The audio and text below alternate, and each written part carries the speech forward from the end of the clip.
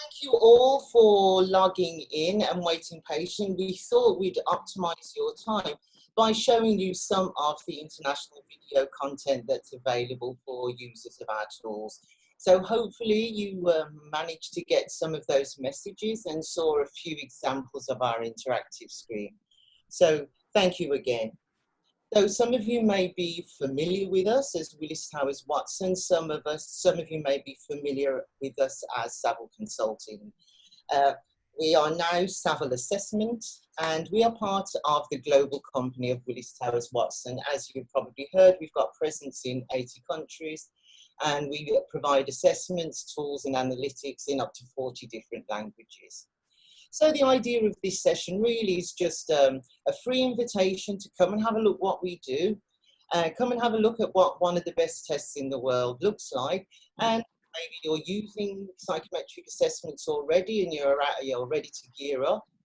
You're ready to use a more valid and reliable tool, one with a higher strike rate. It could be that you've never used tools before, or it could be that you're kind of dialing in from the tech side and want to see what talent analytic and predictive analytics look like.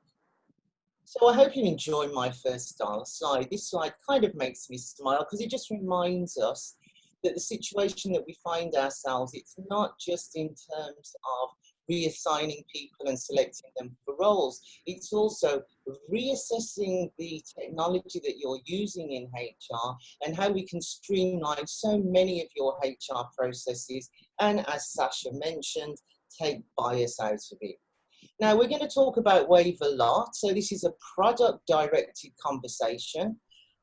So we're going to talk about the WAVE Personality Questionnaire, which is now accepted as being the most valid predictor of workplace performance and potential on the market.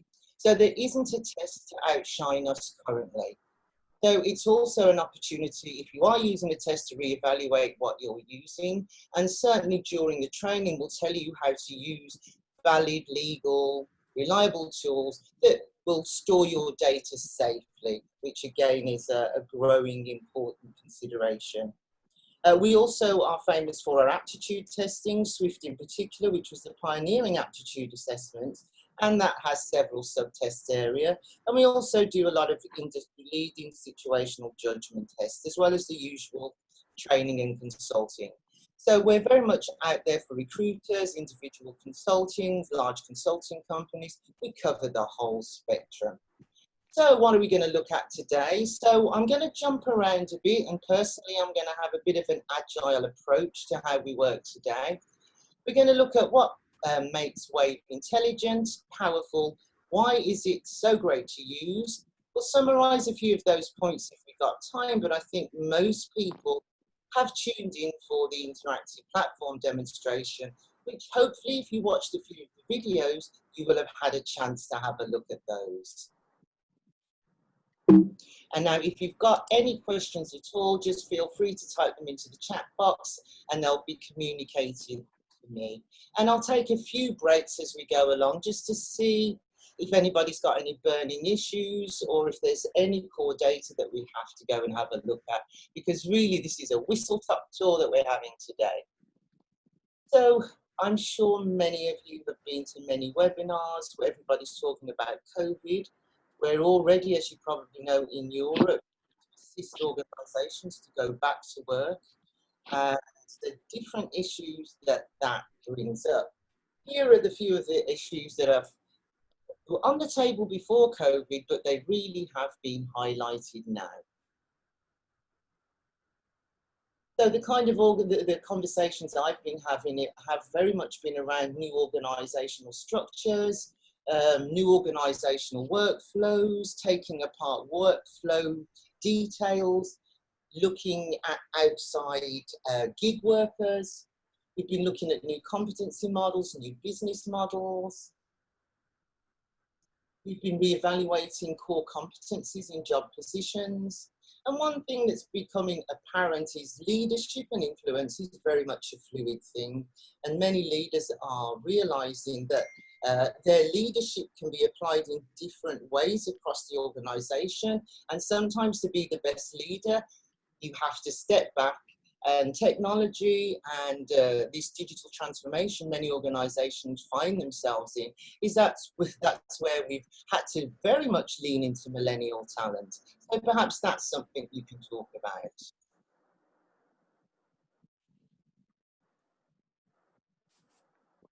Right, I put this slide in just to start moving us towards a more agile conversation.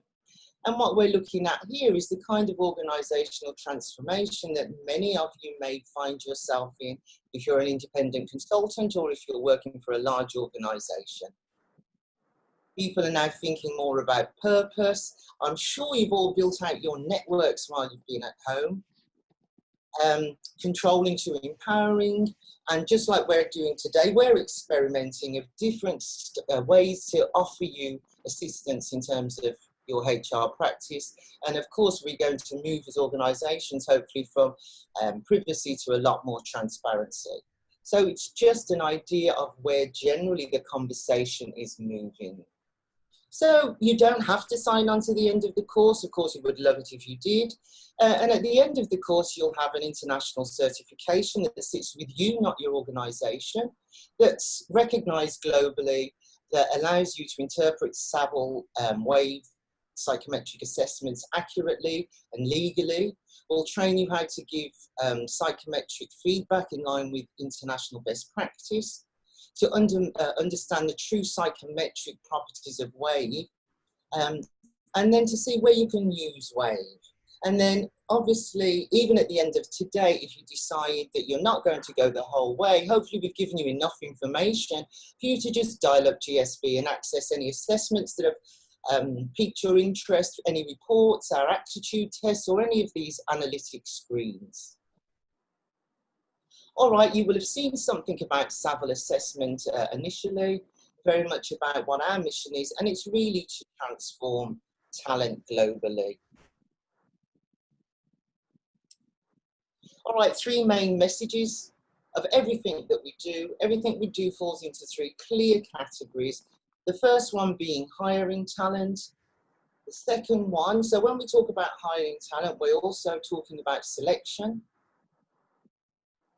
as well as recruitment, building talent, and of course the all-important topic at the moment is leading talent.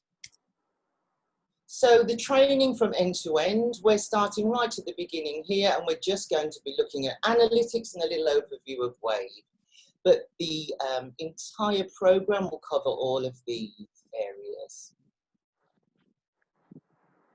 And you'll have lots of practical backup from the expert team at the school, and they will help you and observe you give this psychometric feedback, which you'll be doing remotely. And as part of the course, you also have access to your own personal psychometric report that they will also go through with you. And that's all included. Okay, so let's go on to what actually makes wave so intelligent. We're not going to go too much into the tool, but they're online assessment tools. Wave is an online assessment tool. It's a psychometric assessment. So the first thing we'll look at is, why is it the smartest tool around right now? Well, the first thing is obviously the use of artificial intelligence, and we do actually respond to the user's responses. It's also an assessment that was built for a digital age. It was built to be taken on the computer, so it will automatically adapt to the device that the candidate or your employee is actually using. From a smartphone to a tablet to a PC, all of our assessments are ready for all platforms, and that's quite critical at the moment when you're looking for talent, because a large proportion of work is now done off tablets and smartphones, so you must always think about that in the design. And of course, data-driven algorithms. Between COVID, predictive algorithms, between Amazon and eBay and Netflix, I think we're all starting to become a little bit more familiar with the idea of algorithms. And at the end of the day, when it comes to the prediction of talent, you want the best algorithms available, which you provide. So let's have a look at these two assessments. So the two of our most used assessments are the WAVE Professional Styles Assessment, which is done in an average of 40 minutes online, or the WAVE Focus Style Assessment, which takes an average of 13 minutes to be completed online. And those are the only assessments that you need to do. We don't have lots and lots of assessments. We have two assessments, a long one and a short one, and we have a variety of outputs in terms of how we can present you the data. It depends on what you want it. You may want it in a more sales-driven focus. You may want it in a more leadership-driven focus. You may just want a general audit of talent. So there's many ways we can present that data. The interesting and useful thing is we never need to see the delegate or the candidates again. They just complete the assessment once, and that data is valuable for up to 2 years. So you can mine that data at any time. So why WAVE styles? So we've got the highest validity in predicting your workplace outcomes when you start to measure those individuals. And we can also, we're the only assessment that looks at talent and motive both at the same time. As well, in the same assessment, we can tell you how well that fit is going to be with the candidate, with the environment and the culture of your organisation. We also have like 2 questionnaires in one. So we have a dynamic questioning format, which is both a rating format and a ranking format. So that's a forced response and a freedom to choose response. And both of those are built into the same assessment. And that helps us predict potential areas where somebody's maybe tried to distort their scores, either higher or lower, and we can identify right down to the particular area of behaviour that the candidate or the delegate was trying to distort. And that could be upwards or downwards. There are assessments out there that will give you a social desirability score, but there's no other assessment out there that will drill straight down to the particular behaviour. And the other great thing included in all of the reports that we work with you is our free competency model. So that's an award-winning competency model. If you don't have a competency model sitting in your organisation, again, that's another tool and a process that we're able to give you, a fully validated competency model. So let's have a quick look at this behaviour model.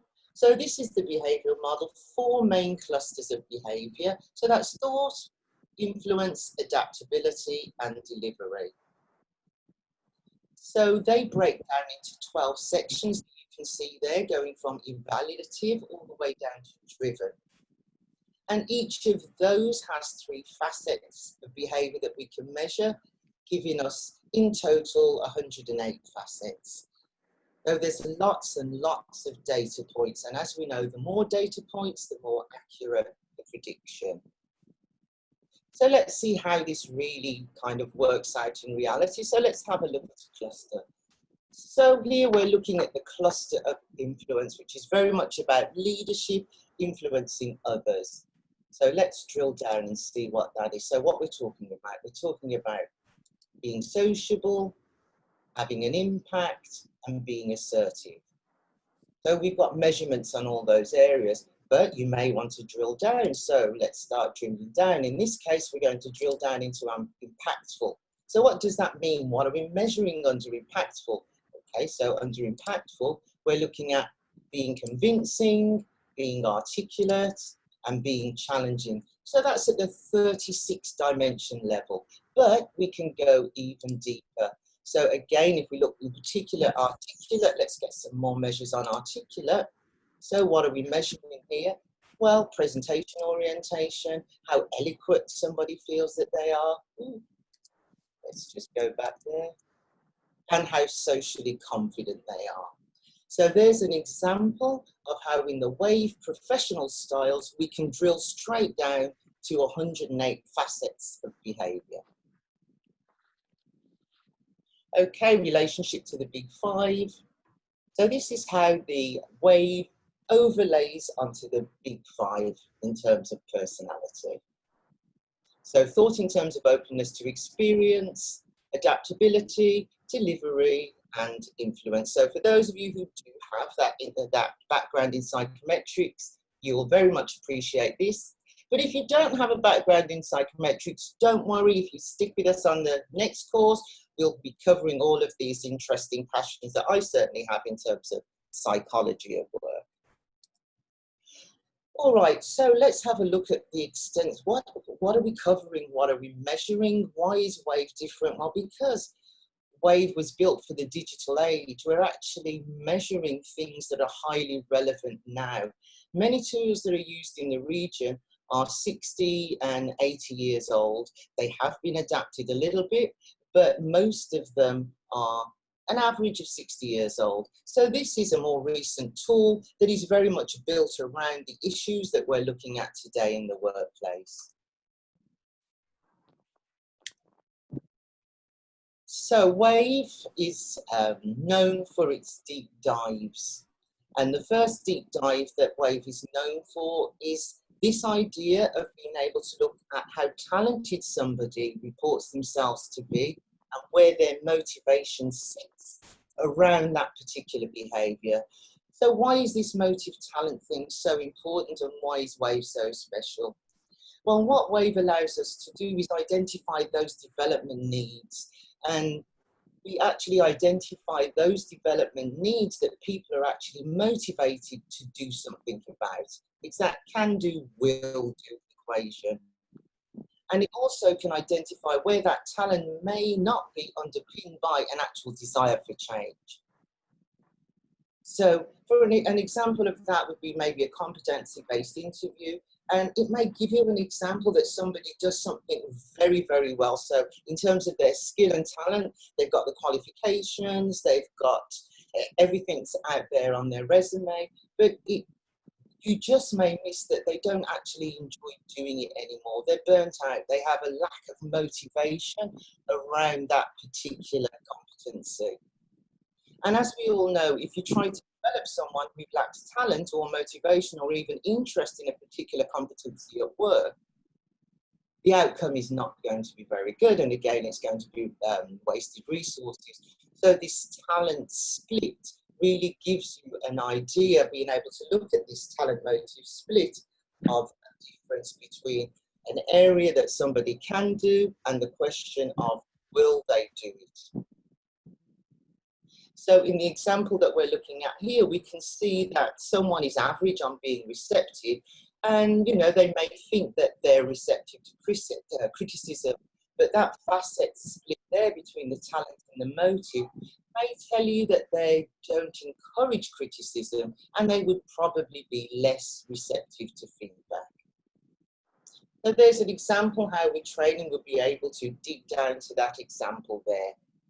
So the talent is low here, but the motivation is high. So in this example, the motivation is actually higher than the skill or talent. So this is a great way to pinpoint good areas for training and development, which of course are critical to the role.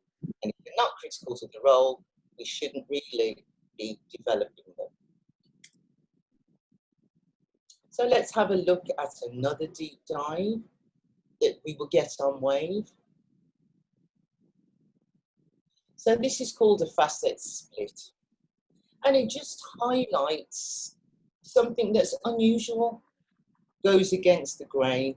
So in this example, it's just highlighting how unusual it is for somebody who says that they're a 7 in terms of how comfortable they've reported themselves as a 7 on being insightful.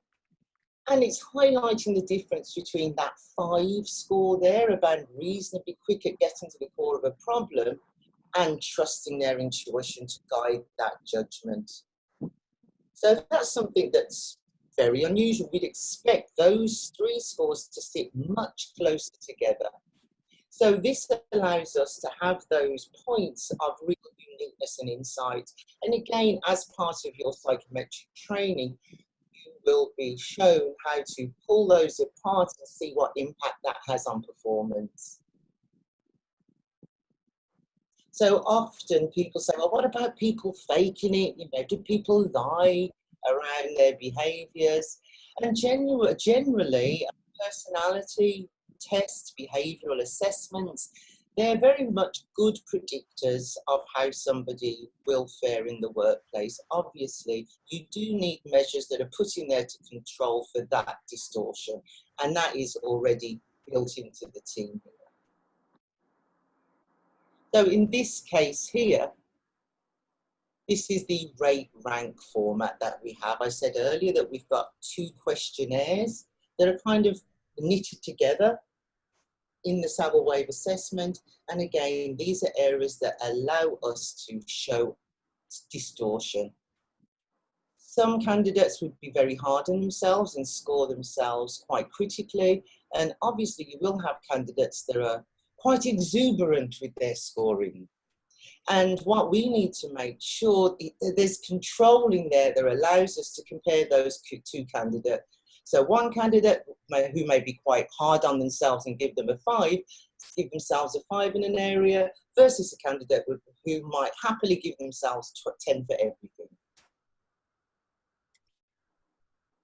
All right, I mentioned earlier, it's recognised as the most powerful predictor of workplace performance and potential.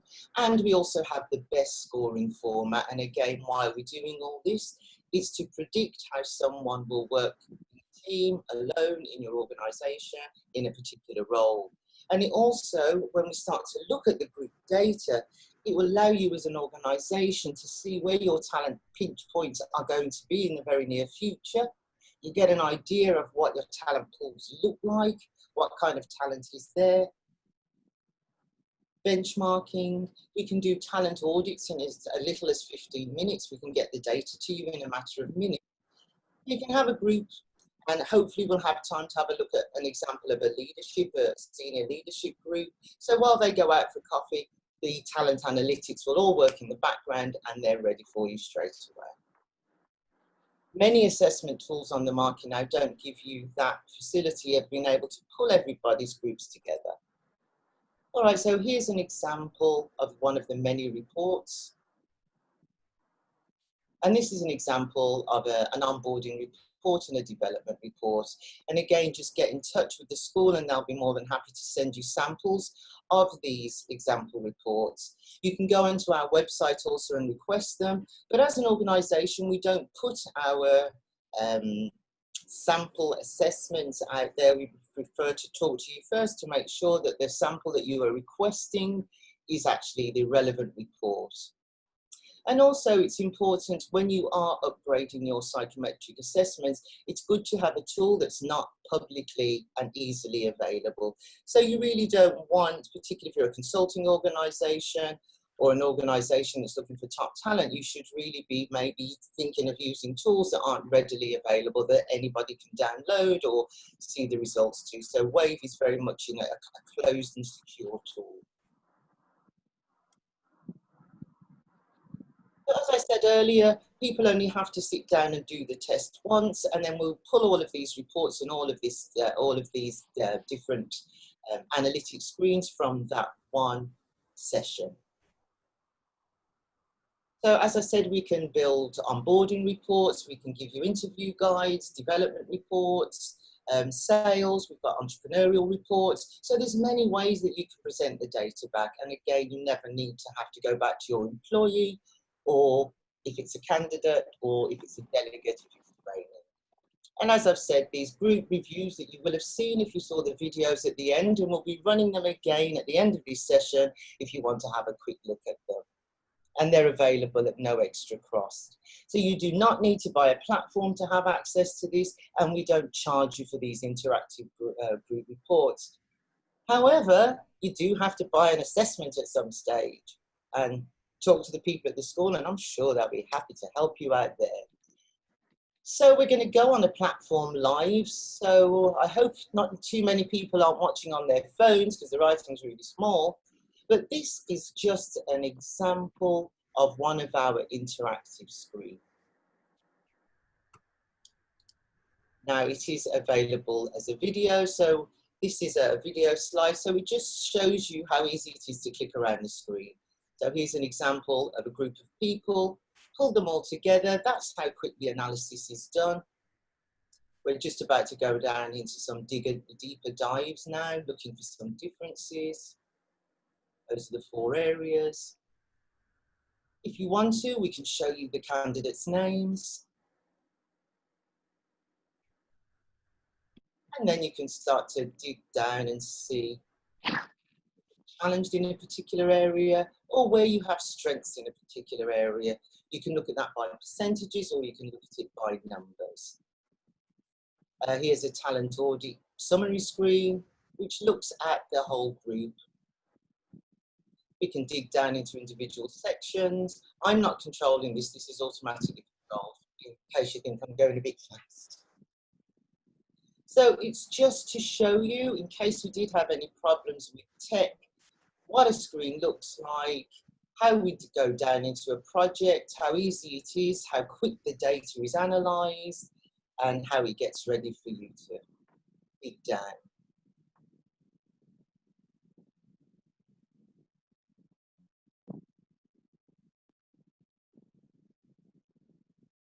Okay, so let's move on to the next slide. So what have we covered so far? So we've highlighted the smarter use of AI. So now it's upgrading your tools, upgrading your algorithms, upgrading your software. Better data-driven algorithms will help you make better decisions. And we've gone through very quickly the 3 deep dives that a wave is known for. So that will allow you to do all of these. So these are the reasons that make wave more powerful. Now, I think now, before we go and have a look at one of the screens, perhaps we could pause for a moment to see if we have any questions.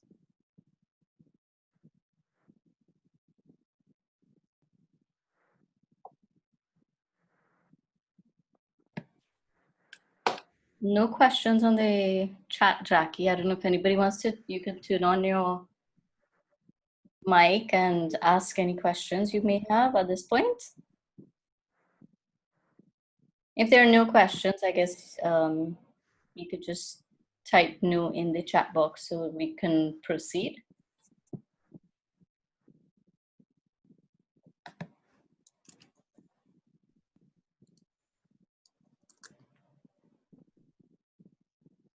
All right, it seems that there are no questions, Jackie, so we can go ahead. Okay, so hopefully everybody's seeing of a interactive screen. So what we're looking at here is a project screen. On this screen there sits one project, and this is a project. And this is a project. Let's have a look at this project. This is what's a real project? So this is a leadership group. So this is a group of 13 people that did the assessment. Now, one person didn't do it, and we can see this Saxky here, Mr. Bansal, did not complete the assessment, but everybody else completed the assessment. So they did this assessment in an average of 40 minutes, and they could have had a report immediately if we wanted them to. So immediately as a candidate completes, if you wish, you have a choice. Maybe you just give them a personal report, so they've got some data to look at after completion. And then we have the choice of looking at this data in many different ways. So the first one I think we'll have a look at, so here's the choice down here. So we can have a look at this data in light of how they are and how they work as a group together. We can have a look at how this group worked together in terms of a leadership group and what risk their preferences in terms of their leadership styles and behaviours could possibly bring to themselves, the organisation or the team. And conversely, we also look at, based on what the leaders and the senior team have said about themselves, how they're prepared to work, what they feel they're good at, what they're challenged by, we can say, well, this is where this group or this individual is likely to have the most impact. We can do a quick talent audit, or for example, we can have a look at the sales data. So we can have a look at how this group work, if we were to look at them in the sales format. So time being the key, let's go straight to leadership impact, key at the moment, supporting our leaders. We do seem to be going quite slowly. So it's collecting up all of the data and hopefully, yeah. So we have the first option. So maybe you have candidates or employees or delegates who have been on other projects. You have an option if you want them to add them into this data set, but in this case we won't. We're going to go straight to no. So then they'll tell you everybody who's in this data set, and you can choose to include or exclude them. So for the sake of this, we're going to include everybody that we tested. We hit that generate button, the magic happens. And then we have the whole team, and we can have a look at how they are as a team. So let's first start by, so this is the first screen that we have a look at. We have options here, so let's have a look at the options. So the first option we have is to show candidates' names, and there may well be situations. It could be a development workshop. It could be presenting to the board where you may not have to show candidates' name, which you're just showing talent trends. For the sake of this, we will do. And you can show those frequencies as percentage or individual numbers. Now, there is an option to start a tour. So when the school give you a link to have a little look at one of these, you can have the full tour and learn all of the details. In the interest of time, we won't do that now. And you can also have, this is pretty cool, your choice of languages. So we do quite a lot of multi-language projects. So we've got teams that work in different countries but come and collate together. So wherever possible, we do advise you to give people their tests in their first language, and you can always look at it in another language. So in fact, let's have UK English, I say. We'll have some of that. Okay. So this is the group overview. Let's shut that down. So the first thing we do, we're going to have a look at this whole group in terms of the three areas that we look at under leadership. And that's the professional leadership, people leadership, and pioneering style leadership. And immediately we can see across the group, when we look at the professional, we've got a very broad brush there in terms of competencies of the group. We look at the people there and the pioneering. So let's have a look at what we're looking at. So let's have a look. Professional. So straight away, just at this level, so this is looking at the quickest view, just looking at 4 sections. So that's the highlight who the professional area is a challenge for. So you can see there, Seb, David and Joe. This is an area for them, and it's quite a worrying area for one person who scored a 1. So this really is a challenge, and of course you'll have the data and you'll know exactly who those people are. And then conversely, you will know who this person is also out of this group. So you will have all of that data. We don't really have time to go into that right now. And what we do have here is a box plot. So what this box plot will show you, how does this group compare to the group, the comparison group? Now you have a choice of comparison group. So in this case, we chose professionals and managers from the UK. It was an invited access, and the data was taken in 2017, but we have norms straight up to 2020. And again, this is really important, where the tools that you look at. So if you're using an older tools, they may be looking and comparing using comparison groups that are 10 or 15 years old. And as you know, the workplace has changed significantly in that period of time. So it's really good to have good recent norms, large amounts of people, and of course, which is important for us, we also have Caribbean and Latin American norms, which many assessments don't. And for multinational companies, that's really important. Diversity and inclusion is a huge issue in Europe and North America. And today, actually. Okay, so that's your box plot, shows you where the 50, so half of the group there at 6, there's your 50th percentile, there's your 95th percentile, and then there's your 5th percentile down there. So we can see this group of managers actually performed higher than their comparison group. Well, professional, all that's very nice, but what are we actually measuring when we talk about being professional? Jackie, so, before you go on to the screen, a couple questions and comments. So good to hear in terms of the Caribbean comparison group. A question, are there any, so we're talking norm groups. One question came in, is there any for all women? So the ones with strengths are all women, based on your last screen. That's a question. I don't understand. Go back to that screen with the, I'm not sure which part, the strengths, there's, yes, they look like all women in terms of the names there. Christoph.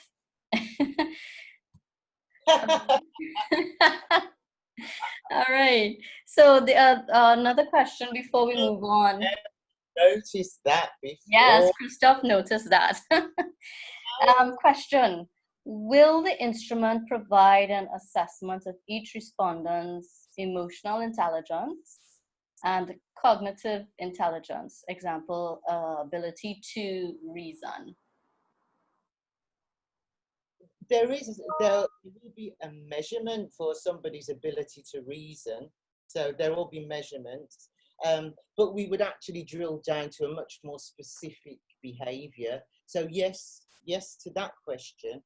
Specifically for emotional intelligence, it's not constructed like that. So if I have time, we'll go to the talent audit screen. And what you would do then is pick out those competencies that you felt accurately reflected the emotional intelligence that you were looking at. But is there a specific output for emotional intelligence? No, there is not. Emotional intelligence, though, is interwoven into the actual assessment. And just to add, Jackie, when we look at, I don't know if you guys remember the clusters that would have been presented on the front end in terms of behavioral model, the cognitive intelligence piece in terms of ability to reason, how comfortable someone is in terms of interpreting verbal and numerical information and so on, that is captured in the first cluster, if I recall, Jackie. So you would get a good sense of the person's ease of and comfort, I would say, as well, in terms of handling numerical and verbal data to make decisions. And what we would definitely recommend, if that was mission critical, we would strongly advise you to actually use a test for that. Yeah. Test. I mean, 6.5 minutes, 7 minutes, but to get those additional data points, it really does add to the reliability and the validity. There was another part, there was a first part to the question. Was it an old, I heard old lady? Oh, all ladies. All ladies, yes. Okay, so if the question was old ladies though, if you want to break down by sex, by age, by country, by colour, that data is all available to you for free. So again, if you wanted, and that comes under the competency model. So we do have a handbook that you can download. Again, it's completely free of charge. It costs over $200 to buy, but you can download it completely free of charge. And it will break down all the comparison groups, the ages, the dates, the data, sex, differences. It's an amazing document. So for all those people who've been fighting, trying to flesh out their own competencies and put a legal document together, don't worry, we've got you. We have got you. So we went back to here and, oh yes, we saw the ladies here. That's what we were talking about. So we looked at the 3P. So we looked at this data here. So we're looking at top level data. So we looked at professional and we saw that this group were slightly higher than we were looking at in terms of the comparison group that we were looking at. And then we went a little bit deeper to say, well, what are these professional impact areas that we're looking at? So it's around service and product delivery, managing risk, expert reputation. So let's go on a little bit of a deep dive on that one. So let's see how the ladies are doing here. Oh, well, Mohammed snuck in there. So I'll just give you a minute to have a look at that. So what are we looking at here? So in terms of service and product delivery, where are the strengths of the group and where are the challenges of the group? And how do they compare to the comparison group? Now, we could have chosen another comparison group. We could have chosen graduates if it was appropriate. We could have chosen senior executives if that was appropriate. So you do have choice. And again, it's good to have the right comparison group. So yes, we can see here 50th percentiles. Now this group is performing significantly higher than the average. So we can even go to leadership styles and have a look at leadership styles. How is this group in terms of leadership styles? So we're having a look here in terms of administrator coordinator. Who is that a challenge for? So just thinking about administrators, this is a group of senior leaders. So it's the behaviour around being administrators is around being meticulous, very activity oriented, organising your work, focusing on the quality, trying to maintain yours and other people's activity levels. So that's what this kind of thing would be looking at. Go back to product and service delivery. So this is just a quick walk round. So we've had a little bit, we can have a look at pioneering. So where are the whole group on pioneering? So the score for the group, self-recorded score, is around 4. Let's have a look at what's going on with this group in terms of pioneering behaviour. So for this group of leaders, we're seeing that pioneering behaviour is a challenge for over half of the group. The scores that sit in here are within average, so they're not included in neither strength nor challenge. But one person has said this is an area I feel comfortable in. How did this group compare to the norm? Not so great. So maybe this is an area that we need to dig down a little bit more into. So let's dig. So what are these areas that we're looking about in being pioneering? And this is the kind of behaviour, interestingly, that many organisations are really looking across the organisation now. And as I was saying, leadership is not necessarily a static thing now. You just may need a team for 6 months to lead you out to a particular environment or to take advantage of a particular opportunity. And data like this helps you put those teams together. So let's have a look at this new products and markets under this challenge area of pioneering. Now, worryingly, the whole of the group, this is a challenge. We've got 3 people here who self-reported this as their area of comfort, their area of ability, their area of competency. What's the overall score for the group look like? 3. How does that compare? There's a significant gap there. So we may, this would certainly for this group would be an area that we would definitely into. I'm just going to leave it up there in case we have a few questions on that kind of data.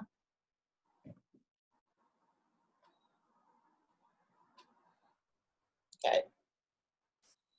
So let's have a look at the kind of leadership styles that are used in this area of new products. Is it catalytic kind of behaviour, being an innovator? Let's have a look where the group are with that, digging further down.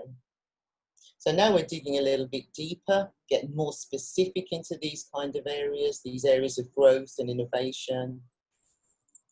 See, this is a stronger area for the group. However, we still have 2 people who have a challenge in this area. And now we can go to their individual reports if we wanted to and have a look at those. And if we do get a possibility, have a chance, we'll pull up the report. So all you're looking at now are your talent analytics screens. Remember, the candidate will have an individual report. What they see will look nothing like what you see. All right, so this can be the first page. Often when I'm using this with clients, I'll look at this first page. So what are we looking at this page? This is a summary of everybody in the group looking at the areas, their leadership impact, where this group is likely to make an impact.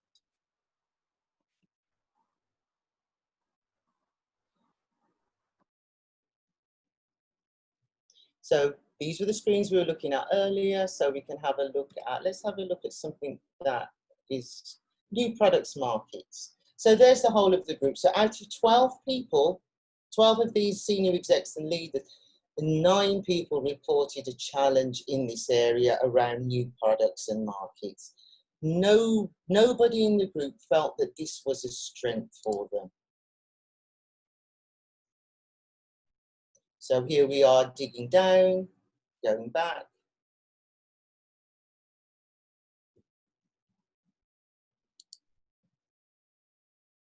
We can go to communication. It's a challenge for all of the group. How do they? Again, significant gap, significant gap.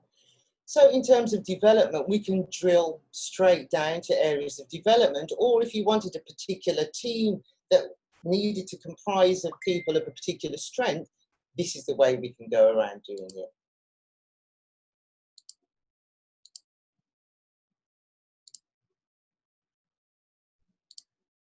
Right, so there's a little walk around leadership impact.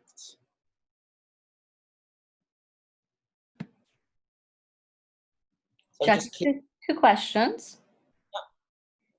So question 1, what does it mean, since we're on the screens talking about the sten scores, somebody's asking, what does it mean for team members who fall in the middle region? And after, I'll give you the other question. So I'm assuming the middle regions, these are normal scores. So they're neither a challenge nor a strength. So they don't appear in the challenge and they don't appear as a strength because they're sitting in that 5-6 average range. And usually, Melissa would have asked that question. Usually, Melissa, when you look at the sten scores, there may be, companies may decide, depending on the job level that you're doing the competency profiling for, whether or not this sten score of 5 is acceptable in your organization as, for that particular competence. And if it is, then they may not recommend any sort of development or, prompt any development initiatives for that individual. However, if the sten score of 5 is below what is required as acceptable for that particular job level, let's just say the organization says person X should, or position X should be demonstrating a score of 7, it means then that there may be opportunities for development. So it depends on the nature of the job that is being looked at. Some competencies, based on how you score the level of importance for a competency, you may say that you may classify it differently if it's a strength or if it's a challenge. But for us, when you look at the report and it's the scoring range 1 to 10, that 5 is the average. So that's the middle region, but your middle or your acceptable may be different based on your organizational needs and how you define the competencies. The other question, Jackie, is the tool used only prior to hire, or can it be used when planning to promote or transfer an employee to another job position? Absolutely, yes, and yes. So recruitment is just one area, internal selection. So let's think about Psychometric. 80% of Fortune 500 companies use Psychometrics for a reason. It's to make sure that they have that best possible fit. And part of that best possible fit, there's two ends of the process. There's one at the candidate, delegate, employee end, and we need to know what good looks like, but there's one on the job analysis end. You know, to be clear, what are those? No longer do we look for people who are good at everything. Particularly now we're looking for people who are really good at competencies we can clearly define. Now, if a competence is critical, you really may want a 9 or a 10 as a score. If it's a non-critical competency, a 4 may not matter, a 5 may not matter, an average may not matter. But if it's a competency that is mission critical, you may say, no, we really need people who are working there at the optimum, so we're looking for 8s and 9s. Conversely, there may be behaviours that you don't want people to score higher. You would prefer if they scored lower, because that's not a particular behaviour that will be beneficial to that role or that team. And again, paying that interest at the front end, that job analysis, job profiler end, make sure everybody's on the page of what good looks like. And what we're finding during these COVID-19, post-COVID-19 onboarding, what good looks like for people is very, very different. So we find that we're having to spend a little more time in that job profiler, job analysis stage, getting everybody to agree on what this new job looks like. What are the critical competencies? What doesn't matter? What are we prepared to develop if we can't get it in? If we can't get this skill in, okay, how low will we go and how much can we spend to get this skill developed? So there's many ways to look at the sten scores. But the great thing to remember about a sten score, it's what somebody said about themselves. And as we've said, they're usually a pretty good predictor of workplace performance.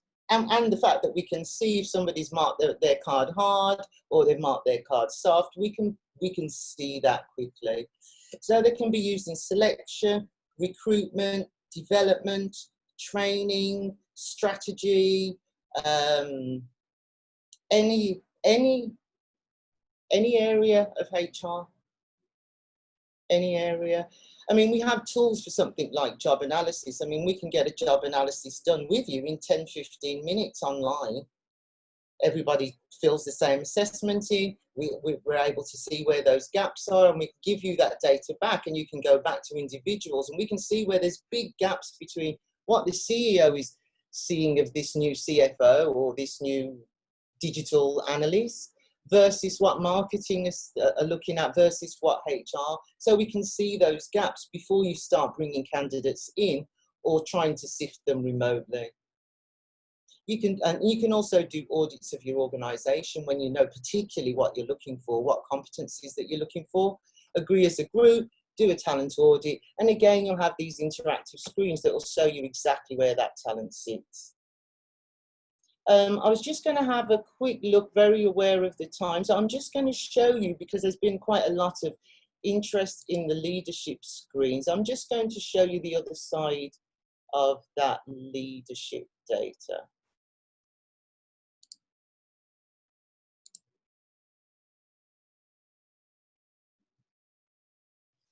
All right, so what we just had a very quick look at, I hope I didn't confuse, it was a lot to take in.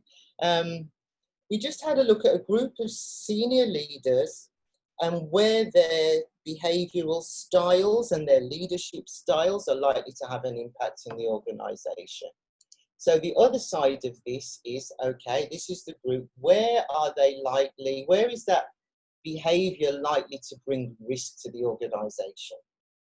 So let's have a look here. You've got your option screen, so we can show the risk counts. We're going to see the card swatch, and yes, we want to see the names. And again, you have a choice.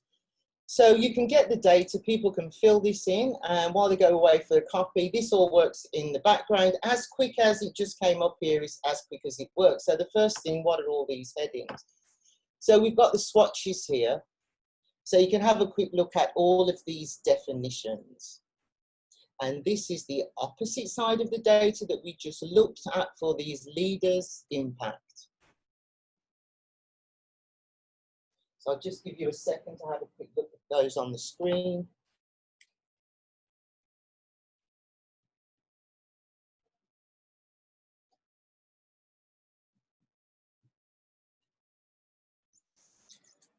Okay, so those are just the swatch cards that you can go back to at any time. But of course you'd have, and you would have with you, we give you at no extra cost as well, you have all of the data, all of the numbers, all of the headings on a spreadsheet. I know some people love their spreadsheets. So you maybe want to do it in a different way. You may want to represent the data in a different way. So we always give you all of the data on a spreadsheet. All right, so we've had a little look at the definitions, and it's the same format that we had a look at before. Let's just go close this.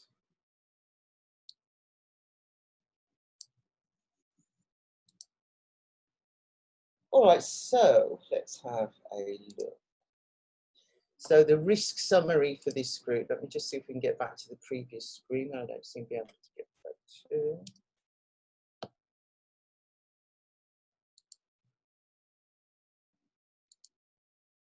Okay, so here we are back.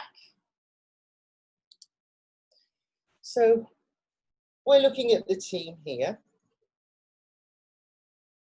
and we're looking at the top risks.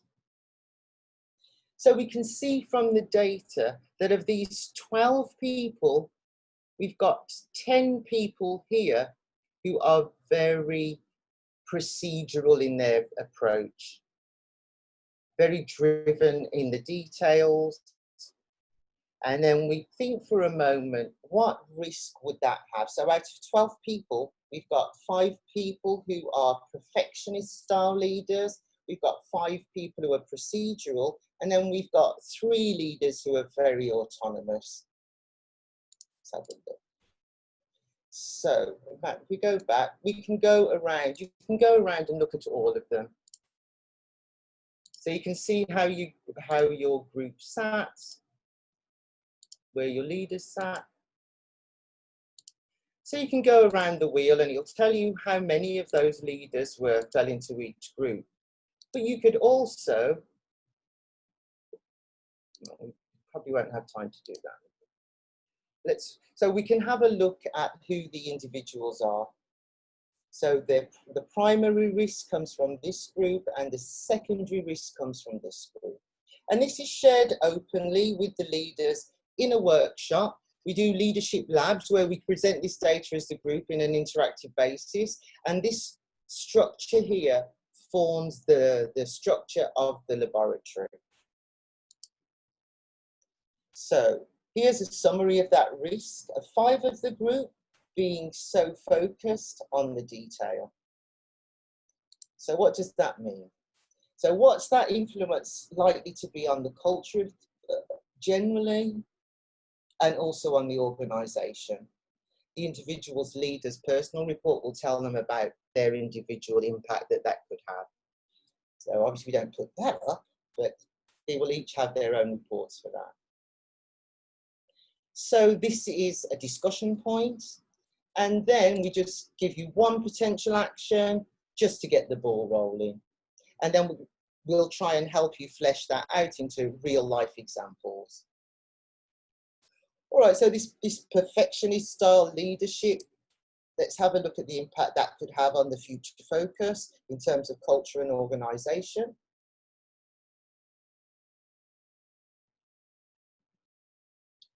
And then we have again a potential action just to get the group thinking in a new way. And again, try to think of examples within the team, within the organisation that support this. And then over refinement, what does that mean?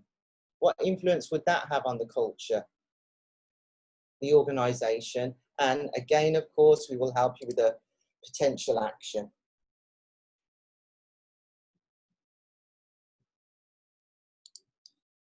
So what else?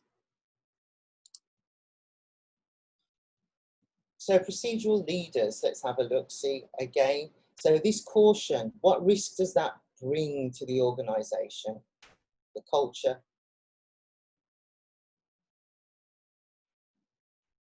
Now, the words on here, I can honestly say, of working with senior leaders, they're sometimes difficult to say. They're the kind of words that as HR practitioners, particularly when we're coaching senior leaders, sometimes we try and soften the blow. And the wonderful thing about having these talent analytics screens, it's the probability. It's knowing that this is the way that this group of leaders prefer to have an impact with their leadership style. This is the risk that's associated with those strengths. And it's well worth the conversation.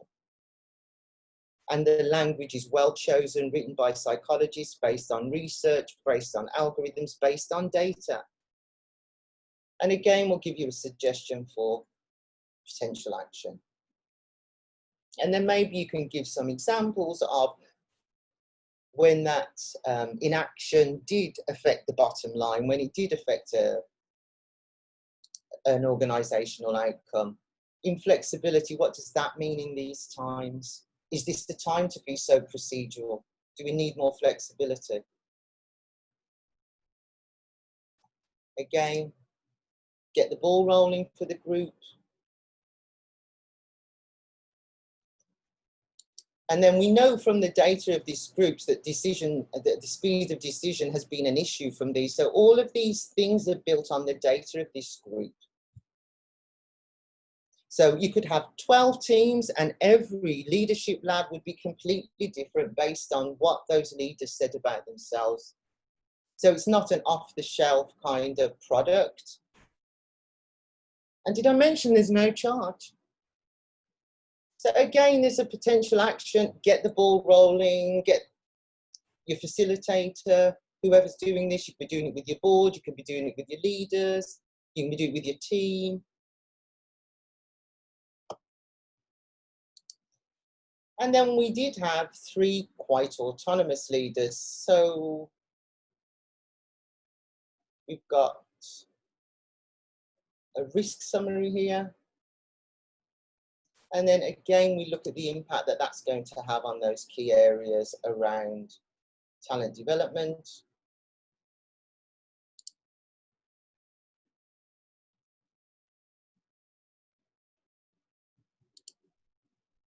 Targets, culture in the organisation.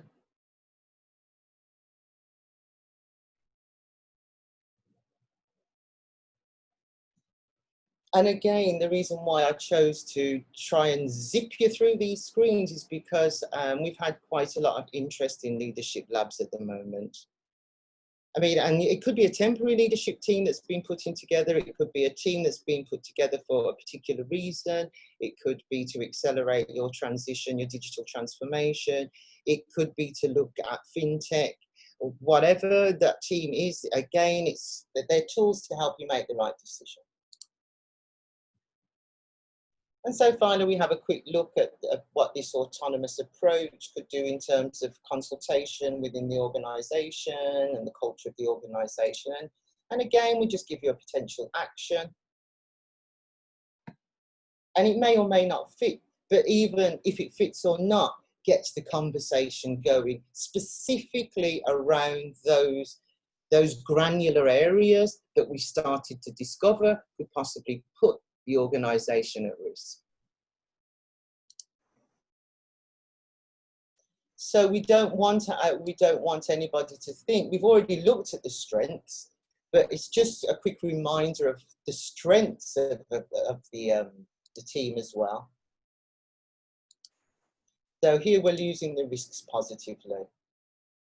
So for those 5 perfectionists there, for the 5 procedurals, and the 5 autonomous leaders.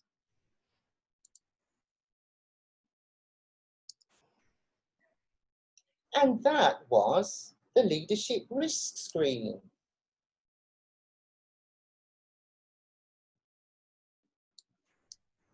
Now, do we have any questions? We have a couple questions, Jackie, yeah. Continuing along with the norm groups, there was a question that was asked about, can someone fall into more than one group? And how would you address that? We can choose to compare. So maybe, let's think of an example. So maybe you've chosen somebody, a high potential, and you've identified them early, and maybe they've got talents in digital and tech. So you may choose, maybe they're graduates, maybe they're a year out of university. So you may do a test with, you may decide to do, say, a personality, a competency assessment, and you may decide to use the graduate group.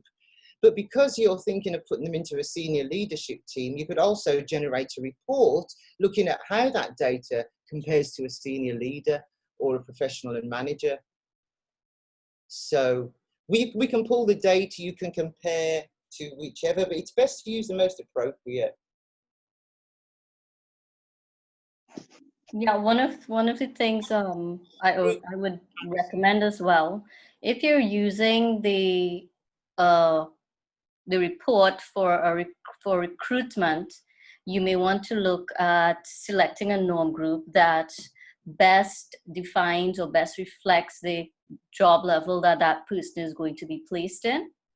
If you're looking at using the report for developmental purposes, let's just say they're moving from job level 1 to job level 2, so they're moving from a senior manager to an executive level, we would normally recommend that the norm group selected in that instance would be the higher level, of course, so you get to see what is that person's potential or gaps or strengths to fit into a role for promotion or for hiring and so on. So you look at, for developmental purposes, for instance. So the use of the report has to be carefully considered for selection of the norm group that you want to use. So if you're doing development meaning preparing that person for a higher job level, choose a level of the norm group, I should say, that is best suited for that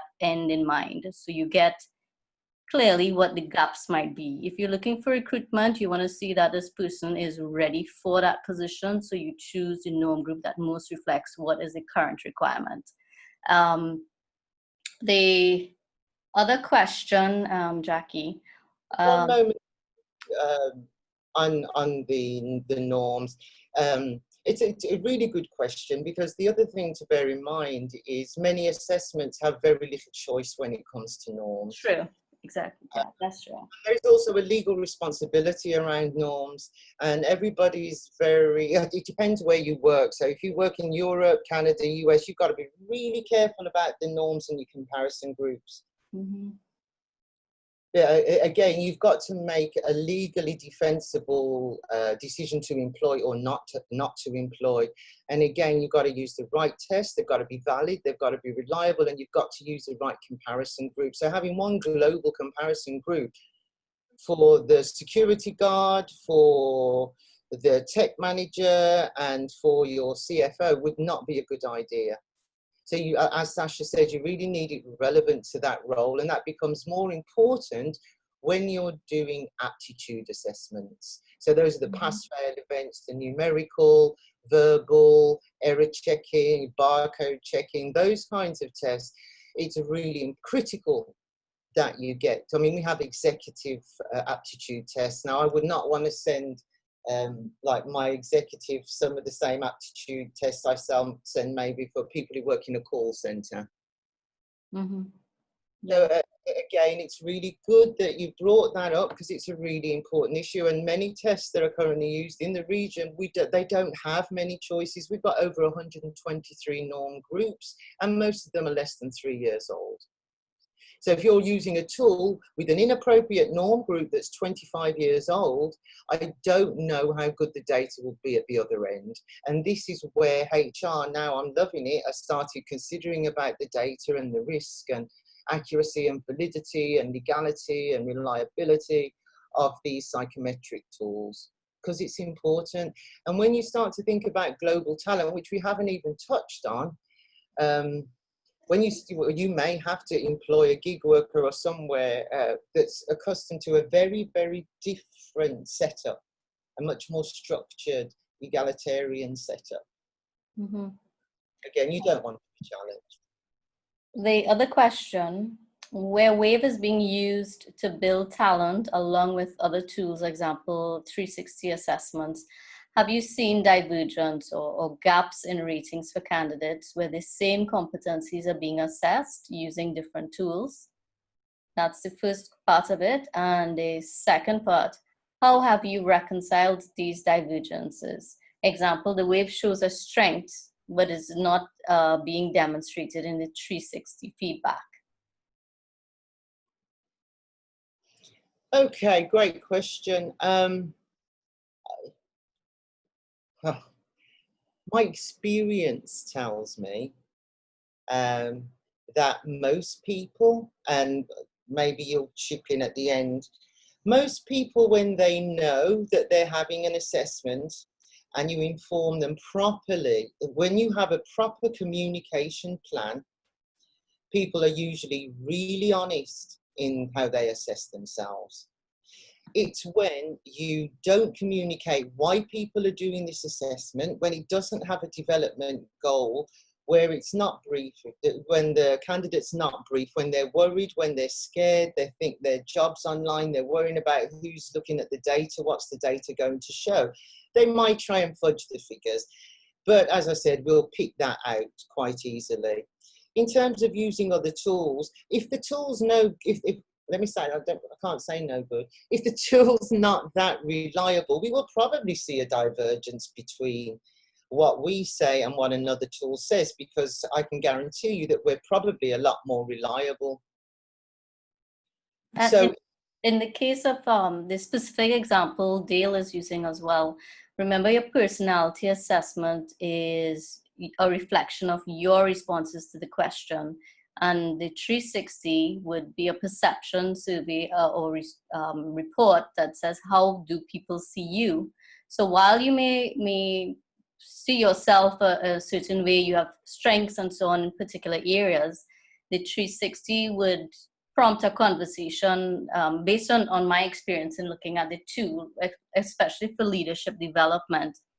You will tend to find that a leader might see themselves in a certain way, and other persons, when you administer the 360, there's that gap that happens. And it's important that you have that conversation with that leader or that manager, whoever you're, assessing at that point. That's why at the end of it, there must be a conversation, there must be a feedback session that sort of brings together all the different elements that you're measuring, using to measure. So the conversation on the 360, the conversation on the WAVE instrument, or whichever you've used for the assessment. We need to have some sort of collaboration or synergizing. I have to the 360, Sasha. The other point is I would very unlikely to use a separate competency model to look at competencies and then another tool to look at 360, because you may have to translate the competencies, leadership. Another tool. And then the other thing to bear in mind about psychometrics, yes, some people may try and fudge them. That is never really a problem. And the better the tools, we pick it up straight away. It's a conversation that you have, and there's a reason why people underscore and overscore, and sometimes the things that you uncover in that feedback session are absolutely invaluable. And then the other thing to think about is like I said, we have like almost two assessments in one, so we have two different ways to look at the data, and often there is a divergence in the data that candidates have said about themselves. And the thing is, when we give ourselves a normative score, we're usually thinking about, if somebody says to you on a scale of 1 to 10, how good do you think you are at public presentations, public speaking? Immediately in your head, you've got a vision of what good looks like to you. So if you're like me, and I've sort of got surrounded by friends who are comedians and actresses, well, I think I'm good, but compared to them, I'm not that good. So it's very much, who are you comparing yourself to? Are you comparing within your team, within the organization? And that's how we mark ourselves. So it may well be a wake-up call when you think you're particularly good at something, or even particularly bad at something. When you consult with the team, they actually may think you're a lot better than you think you are. You may be one of those overly critical people, which we will pick up straight away, that marks their card hard. And like I said, it's really important that you've got a very granular and highly specific tool that can model out them, that can weigh out those two. So if you've got two people that you're looking at together, that you can look at those scores and compare them, and that's all done within the tool. So there's quite a few points that have come out of that really good question. Last question, Jackie, as we come close to the end, and I'll let you, go through the rest of the slides. The question, is it possible to do a focus group for high-performing senior managers in my company and use that to compare to lower leaders in the same organization aspiring to be in those higher positions? Wow. Instead of comparing, to the UK managers, for instance. Yes, we could do that. Yes, you could. That'd be quite an interesting project, actually. Yeah. Look at, what good looks like for an experienced leadership team versus, a young team. That would be very interesting to look at. Yeah, you could slice that data so many ways, and you would have the interactive screens. And you could use screens like this. Let me take these frequencies out. And this is how you would use them on an audit screen. So this would be so you would do this for different groups. So if you didn't want to look at it in a leadership way, or didn't want to look at it in a sales way, or a leadership risk, or even team roles that we didn't have a chance to look at. This is how it looks at a straight audit. So this is just looking at everybody, everything in the organization. These are your basic competencies. This is your core competency model that comes with most of the assessments. And even the leadership assessments, the sales assessments, the entrepreneurial assessments, they all hang back onto exactly the same framework. So you've got consistent language, you've got consistent measurements. So this is what a whole organization would look like. So let's say we were particularly looking at innovation. So there you would look at the whole organization, and then you could look at the two groups side by side. And what we would do is use exactly the same comparison group. So we'd maybe use a professional and managers for both of them, or we could use a senior manager and executive group for both of them and see how they both can compare.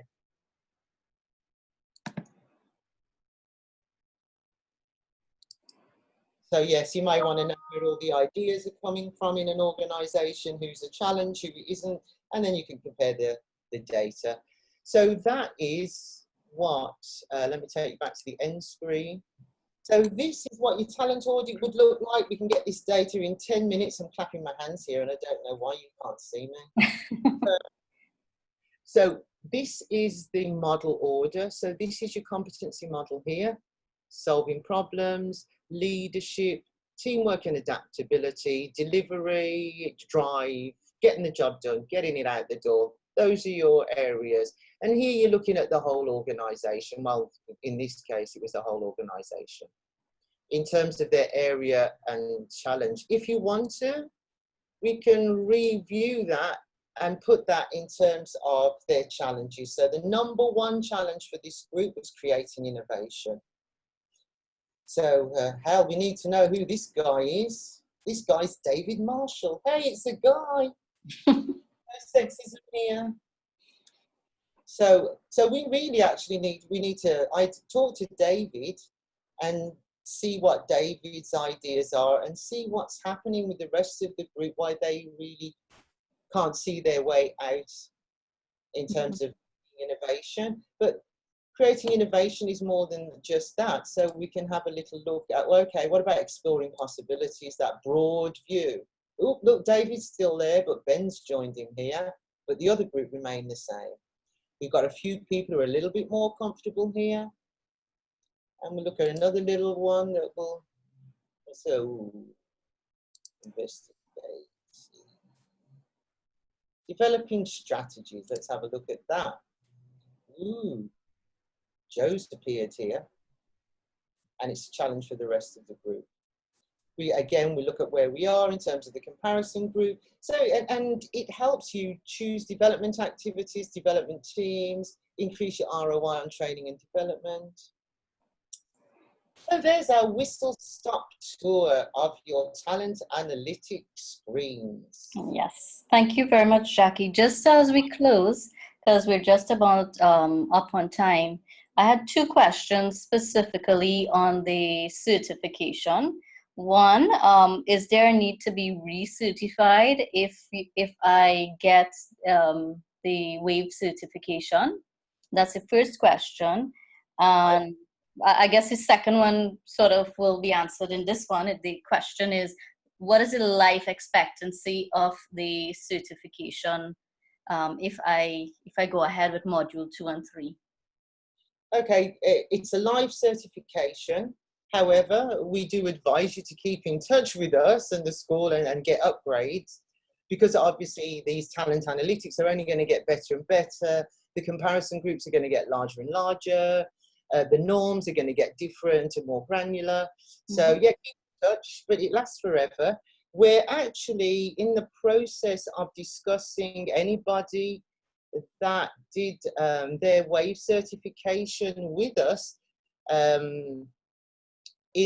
prior to the last 4 years. We'll recertify you for free. So just turn up, do which parts are relevant, but so much has changed, it may well be worth sitting in for the whole thing. It will be at no charge at all. So we'll give you a 2020, and you know, a 2020 certification always looks good on a resume.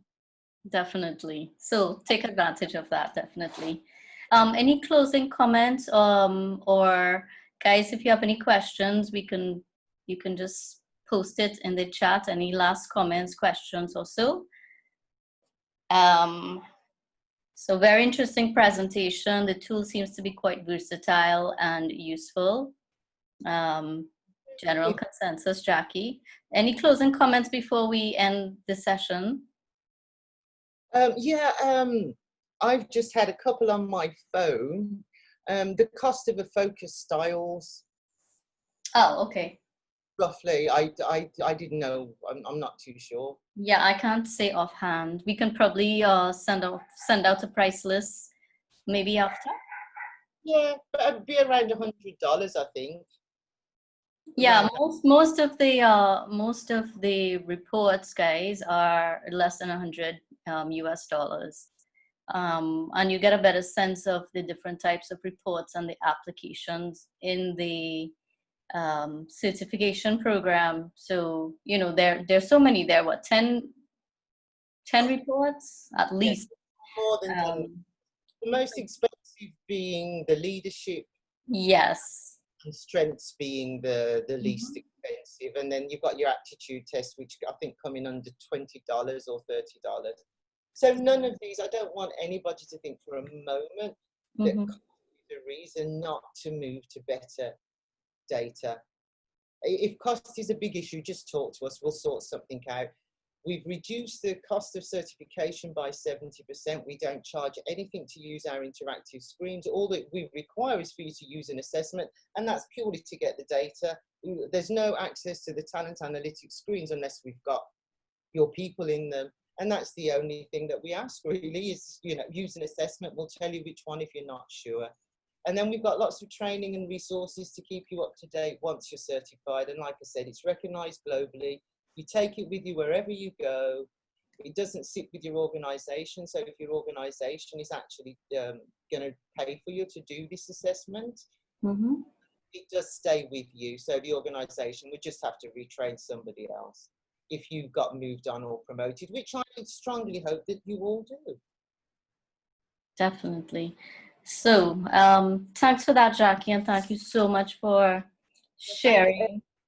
for turning up and spending time with us. I know there's lots of stuff out there. So thanks. Yeah. So guys, if you're interested, I think I saw a couple times the registration link being posted for module 2 and 3. So if you're interested, be sure to send us a note or complete that registration form. Just a reminder, those are 3-hour sessions on the 22nd of June and the 24th of June. All right, so you know our contact info, and feel free to contact us. I'm for some reason not being able to share my screen now, but I'm saying goodbye to everybody. Okay, guys, so take care, and we look forward to seeing you in module 2 and 3 coming up in about 3 weeks' time. So take care of yourselves, guys, and be safe. Have a good evening. Bye.